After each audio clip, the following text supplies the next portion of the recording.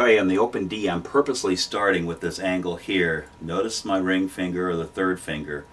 If it's curved down too much, it's going to touch that first string, start muting some things out. That's usually the first difficult part of playing the open D and a lot of the open chords. If I let my hand just hang naturally, doesn't mean you have to do any odd configuration with your left hand, just let it hang naturally.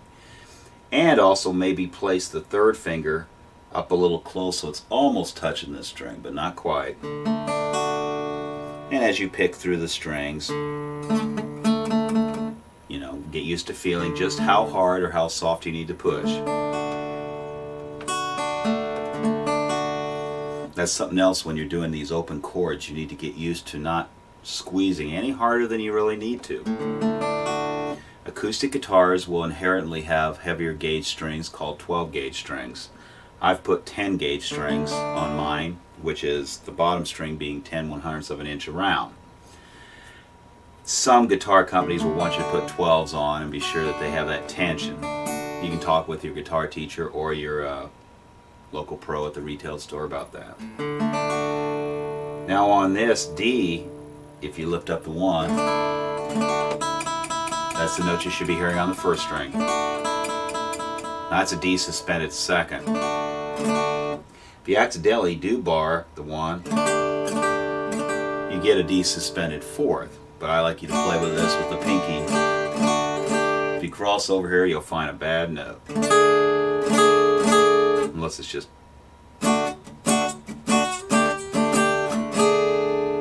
Okay, the number 1 string is where you'd find the minor.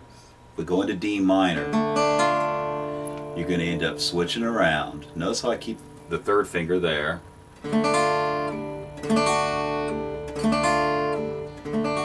Let's say I'm going to go from a D back to A. I'm going to keep that on the string. Instead of releasing and starting all over, I'm going to take that and slide it back and then plant these. Okay? Let's say I went to an E major and I'm going to a D. Number 1 can be on that string and flip over.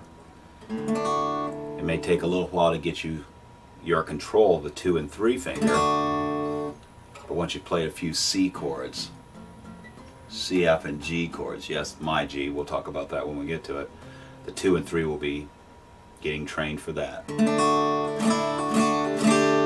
Once again, try little things like playing a fret below and a fret above, just to find out what you're doing right or wrong. You also hear some...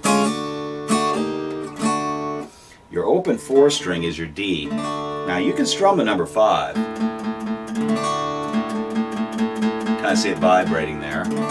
If you strum number 6, it'll be a bad note.